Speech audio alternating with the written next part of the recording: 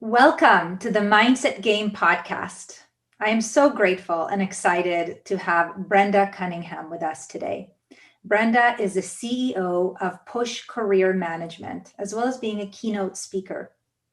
Now, she is an absolute expert in helping people that are in job transition or seeking to create a change in their career to land that ideal job as soon as possible. Not only is she well versed in the strategic component of change, but also on the inner side of change, which is why she and I are going to be speaking about that today. Let me share a little bit about Brenda before we get started. She is a certified professional resume writer, a certified job search strategist, credentialed career manager. She has served on the board of the National Resume Writers Association for 3 years. She is a published author of the book Crush the Pink Slip, Get Back to Work in 60 Days. And on a personal note, I have known Brenda for several years. We're both members of the Resume Writers Council of Arizona. I spent years helping people in the role of a career coach. I worked in outplacement for over 3 years. So Brenda is the former president of the RWCA, the Resume Writers Council of Arizona. Brenda, it is absolutely joyful for me to have this time with you today. Thank you. Thank you. And likewise. So let's jump right in, because a lot of the people hearing us today are either unfulfilled where they are and curious to see what else is out there for them, or maybe they are in job transition. Maybe they just graduated and they want to get their first job, or maybe they have been given the pink slip, so to speak, and they are looking for their next job ASAP, and maybe some are struggling. And so would you be willing to start us off by just sharing, how did you even get to doing what you do? I'm going to spare all the gory details and kind of give the bigger picture of the story. But short version is that I actually started my career not as a career manager or helping people with their job search or anything like that. I started my career as an engineer and a project manager. And so I have a degree in electrical engineering. And I have a project management professional or PMP certification. So it certainly defies reason that I should be here in a position now to help people with their careers. But being such a part of a massive corporate America space, so I worked for a rather well-known global semiconductor manufacturing company. We're talking, you would know them if I named them. And so here I was, a cog in a wheel. Like I was just a piece of a great big gigantic puzzle.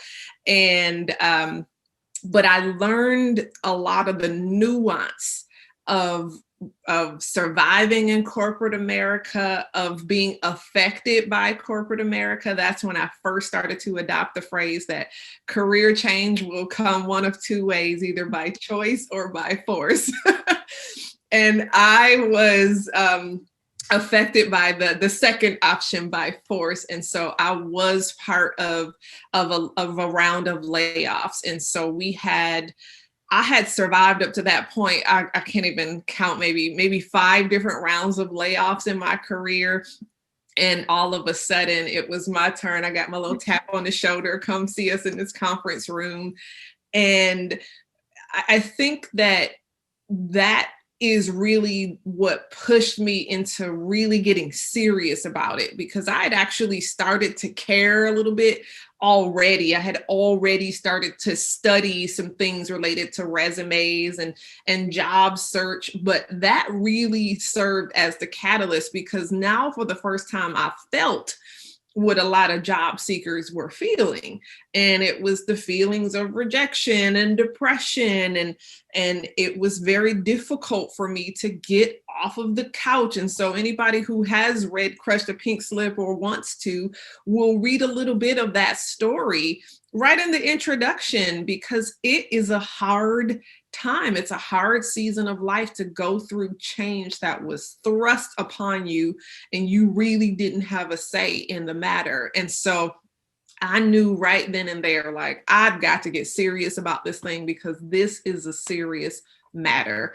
And so that's really what catalyzed the whole transition for me. I'll skip all the parts about me going and learning how to run a small business and all of these other things, but that was really the move, the thing that moved me into action. And then over the course of time, I started to engage with more and more job seekers who were just like waving a white flag almost. They didn't know what to do, how to do it, where to begin. They were struggling, they were stuck. And I'm like, there are solutions for you. Let me share them with you. And so that was how it began and sort of evolved.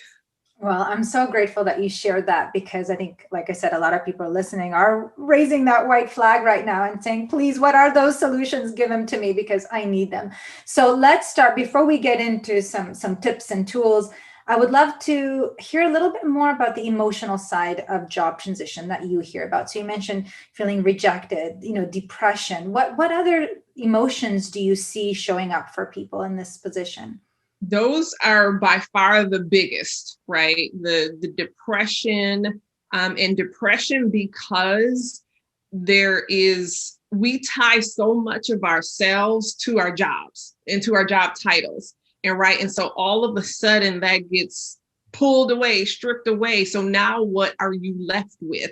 And now you begin to feel like that the whole of you, the whole of who you are is somehow just gone, and you are left there. You are worthless. You're nothing more than your job title.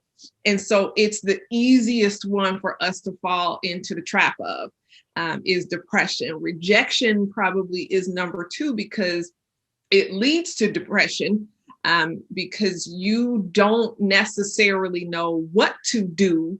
And so you're doing what you think you do know how to do, and you're getting no after no after no after no after no. And guess what? Over time, that starts to eat away at you and eat away at your confidence. And so that's the third one, is your confidence. It begins to struggle a great deal, and you're just like, oh, nobody wants me. And so that's when you start to see a lot of people even introduce themselves with, hey, I'm 65 years old, nobody wants to give me a chance, or I'm a Black woman, nobody wants to hire me. Like, what?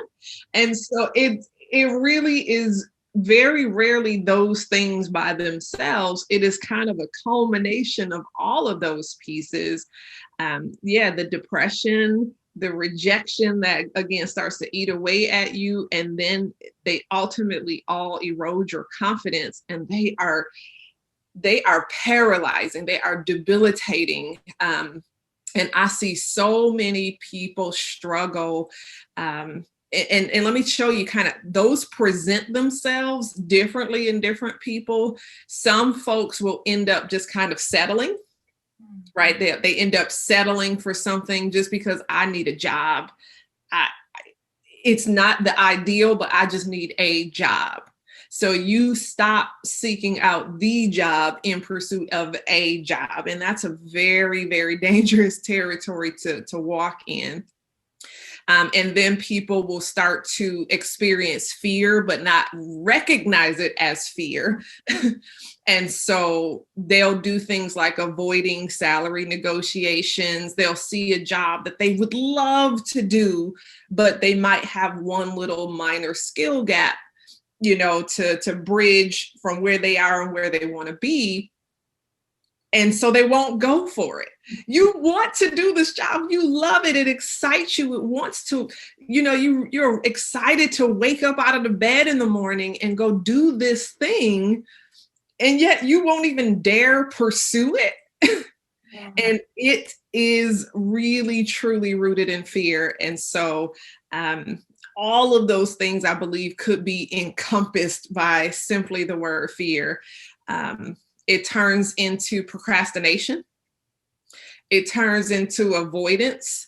And so a lot of times folks, we'll say, as career coaches or job search coaches will say, hey, networking is such an important tool or such an important part of this job search process. But fear creeps in and says, you don't need to do that. You can just sit at your computer and apply for some things over the internet. You don't need to talk to people. Or what are you going to say to those people? You don't even know how to talk to people. And so what ultimately happens is you don't talk to anybody. You're not networking at all. And your job search is severely slowed, severely impacted just by these different manifestations of fear. Yeah.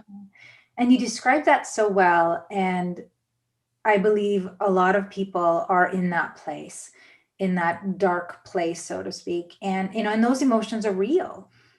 And they do impact how we think. So I love how you kind of correlated all those fear-based emotions that we experience with our thoughts, right? I'm not good enough for this, or I shouldn't go for that, or, I shouldn't network, right? All of those thoughts stem from those emotions. And so what would you say to someone listening to you today, to us today, who is in that place right now where, their confidence is shaken? Maybe they have had some rejections, maybe a lot of rejections, or maybe they're about to start and they fear being rejected. What might be one thing that they can think or do to help them? The first thing that I would say is that I'm glad that they're listening to this conversation right now, because it's really it's a great first step. But then such an important second step is really starting to get some qualified eyes on your situation to assess what's truly going on. Because a lot of times we assign all the rejection and all the failure to ourselves, and it truly is not us. It's what we're working with. It's our tools. And so you need an evaluation of what you are working with. Is your resume even set up for success for you? You see what I'm saying? Is your networking approach, is it even effective for you? And so many times we put the blame in the wrong places, and we think that it's us when it's the things that we're working with. And I don't know about you, person listening to this message right now, but when's the last time you took a course on how to update your resume and it was substantial in any way, shape, or form, right? So for the most part, many of us have learned how to write a resume when we were in high school, perhaps even in college. And very few have taken the time since then to keep up with the trends and the times and the approaches and things of this nature. And so if you're one of those people and you haven't kept up, then you aren't even aware of a lot of the roadblocks that are designed to set you up for failure, like applicant tracking systems. I mean, if you don't even know what those things are, then you're already kind of halfway out the door in the wrong direction. And so there are so many things working against you. And so often you're not even aware of them because this is not your profession. So you have really no reason to know until you find yourself in a situation where all of a sudden I need to know. And so this is the job of people like me, right? So if you're an accountant, it's your job to keep up with the tax laws and the changing legislation from the IRS. That's your job, to keep up with those things. But it is my job, and people like me, it is our job to keep up with the changes in how does job search work and how does online application work. And if you, my friend, have not been keeping up, then what you really want to do as a very first step, outside of listening to the rest of this conversation, is schedule a consultation with somebody. I'm happy for it to be me, but it doesn't have to be me. Schedule a consultation with somebody who actually has some credentials, who could give you some qualified, proven input that can really drill down and help you assess and analyze like the tools that you're working with. Is your resume ready to go? Is your LinkedIn profile kind of up to date, on par? Is it does it even exist? Because this is a whole nother conversation, and et cetera, et cetera. So we've got to kind of first establish where are you, and then start to have the conversation of where do you want to go, and make sure that everything is packaged together just the right way. And I agree with you that it's important to get that help, whether working with a, career professional such as yourself. There are also a lot of resources available online as a first step. And I know that strategy is very important. All of those things are important, and it's not enough. There is more. Because somebody could have the perfect resume or the perfect LinkedIn profile or networking script, but still not land those jobs. And I'd like for us to focus a little bit more on that now, if that's okay, because it really is our inner world that then gets projected out. So what about those people who come to you and they share things like, I am, 54 years old or whatever it is, I'm too old, or 65 or 75, I'm too old, or I don't have this degree, or what do you say to those people who doubt themselves? What, if anything, can they do to kind of manage those thoughts and help them? I'll tell you that a lot of times, again, it's them assigning blame in the wrong places, that they think somehow their age is their kryptonite, and it is not. And so when I'm teaching a class and I'm talking about, how to get noticed for the ideal kinds of job opportunities, one of the things that I talk about is your resume up to date? Is your LinkedIn profile effective? Is your social media behavior in alignment with the kind of things that you're looking to do? But also the fourth piece is, are your skill sets in demand? And so have you kept up with your professional development? So these are a lot of the pieces that I'll focus on before I ever ask anybody their age, right? Because that tends to be the least relevant part of the conversation, is your age. It's really boils down to, can you even do the job? Which is why the very first question that I'm going to ask for anybody who's doubting themselves or thinking that I can't get a job because of this or because of this other external factor is, what do you even want to do? And what I find is, more often than not, they don't even know. They don't have a clue what they actually want to do next. And so the paralysis shows up because they feel like they're floundering. And let me tell you why they feel like they're floundering. Because they're floundering. Because they don't actually know where they're headed. They're just kind of shooting, what's that little game, shooting the darts at the little balloon, like, let me just throw a whole bunch and just see if any one of them can pop a balloon today. That's what's going on. And we're missing the mark because there is no mark. There is no thing that we're pressing toward. And so I built a resume. It's just a list of everything I've ever done. Well, guess what? That's not what a resume is. That's not what a resume is. And you're so right, is that a lot of people, and I saw this too when I worked in the field, that people are just not specific enough about what they want, or there isn't enough meaning, enough emotion in that, or maybe there are multiple things and they're not targeted enough. And, of course, strategically speaking, their time is spread out, so they're not focused enough and therefore not productive enough and not getting the results. And emotionally, it can be really draining because, them not being specific enough, is creating some resistance, if you will, because their unconscious mind is like, okay, I want to help you, but I don't know how, right? Be more specific. So what's a starting point then for people to really tune in? Like, what questions can they ask themselves? Perhaps if you're willing to share, to really kind of just start to explore what is the right path for them. See, now we're getting down to the meat and potatoes here, because once you recognize that, hey, I'm floundering, I don't even really know where I'm going, and we start this journey of narrowing it down. I hear a lot of people say, I don't want to be pigeonholed. And so I'm using air quotes because that always, I don't know, I feel some kind of way about that statement. I don't want to be pigeonholed. That's okay. If you are open to multiple types of work or multiple kind of career spaces or industries, that's perfectly okay. But you need to know what each and every single one of them are.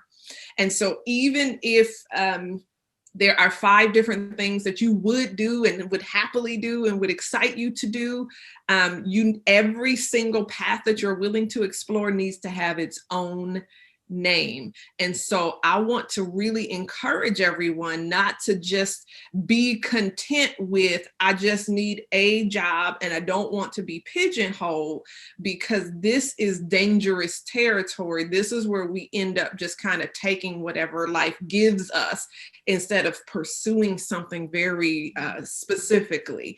And so making sure that you understand what are the names of each different option that I would happily pursue if given the opportunity. So that's just kind of number one. But some of the other questions, and I'm going to be as practical as possible. Some of the other questions are, hey, what's the income? We need to make sure that we understand, like, what's the salary expectation for this thing that we're getting ready to pursue. If that's a motivation for you, or if it's a necessity for you. Maybe you have 5 children and you have mouths to feed, so you can't take a minimum wage job. And so, okay, that is a driver for you to determine kind of where you're going to go next. What lights you up in the morning? What are you passionate about? Like, what would you do even if you had a full-time job and you could do this just as a volunteer? Like, I would love to do that. Right. And those are the things that really do help you to get out of the bed in the morning. Because I don't know about you, but I've had jobs in the course of my career that I did not like. I'll go so far as to say I hated.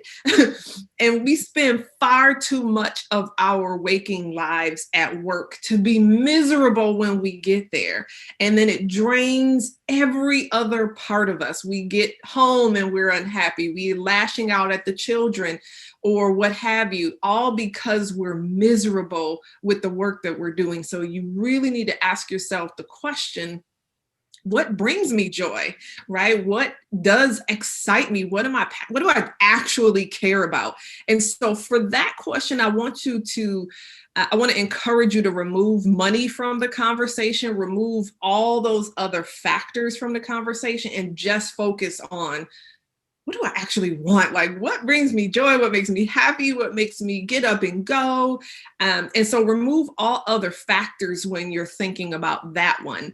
And then we can start building in some of those other things as we begin to refine, right? So now we go from 10 options down to 2 by saying, okay, well, what's the salary? How many opportunities exist where I live?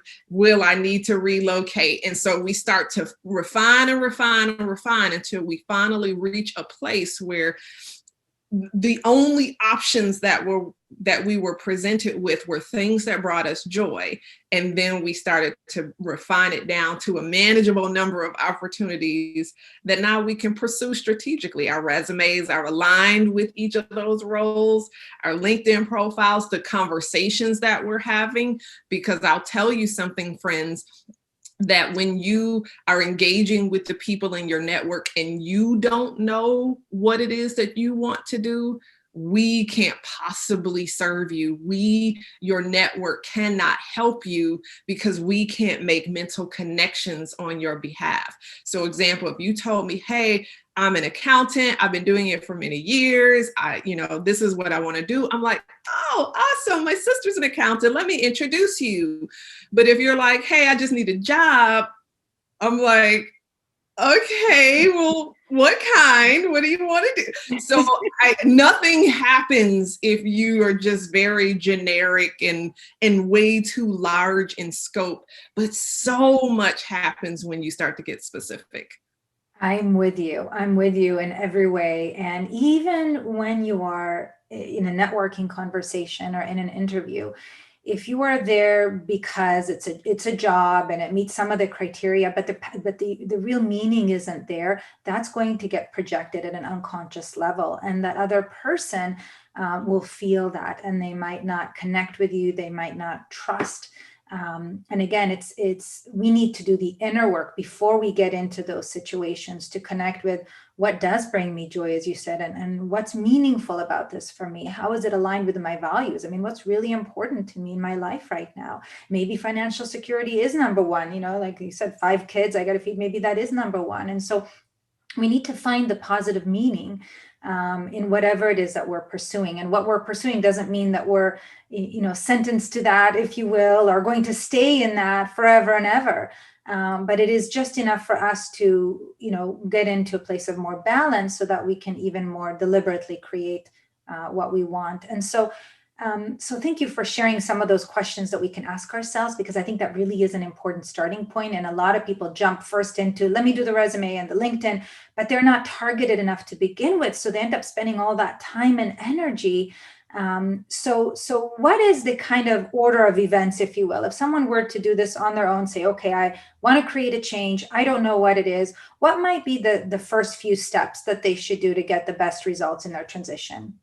Yeah, the very first step, and I even go so far as to call it step 0, because it comes before step 1. It is an identification of your goals. You have got to be absolutely crystal clear, even if there are, again, multiple answers to that question.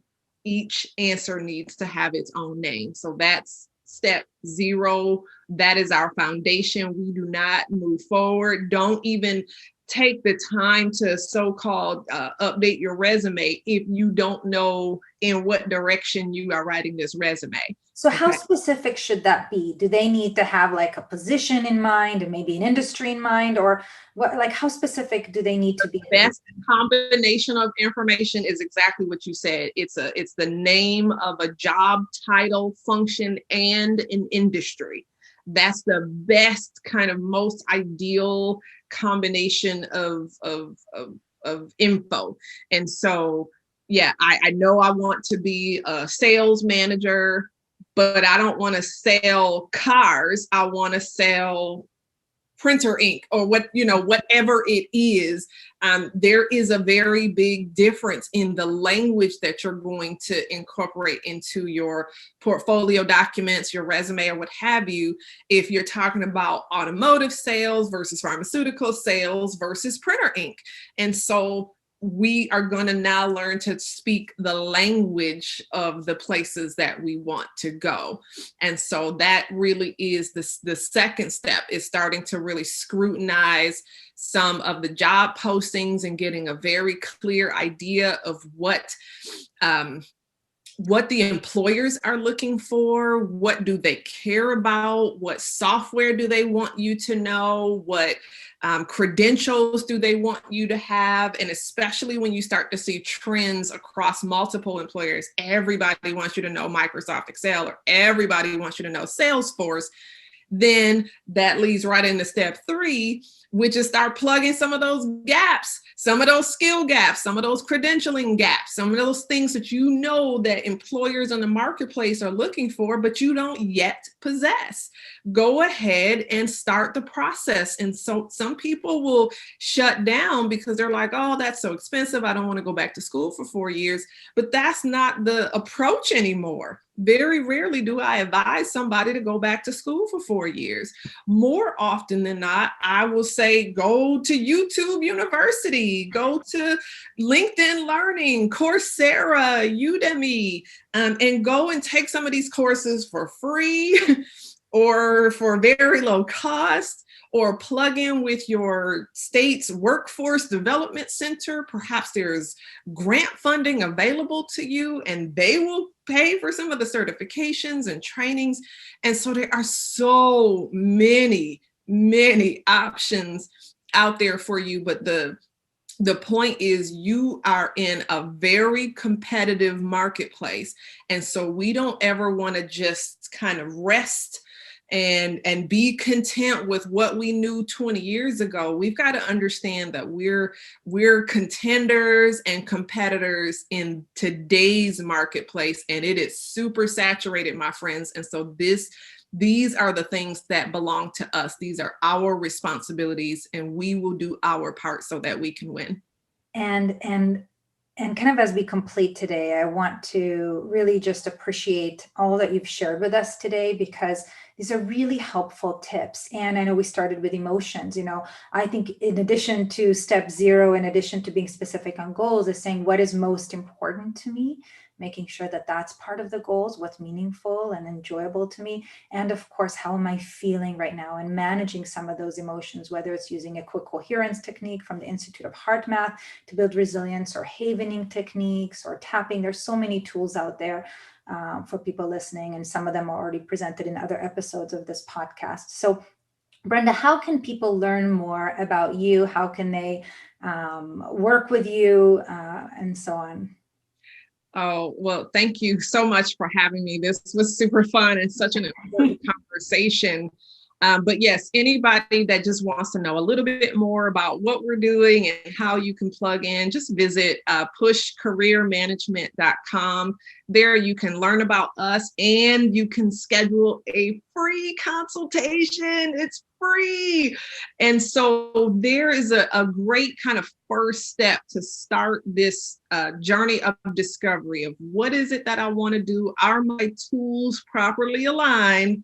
And what steps do I need to take in order to really get myself in position? That's a great place to start. Thank you, Brenda. And I know you also do free Q&A calls, so people can just come in and ask their questions and get the help they need, whether it's about the internal or the external strategic side of job transition. So thank you. So grateful for you. Thank you so much.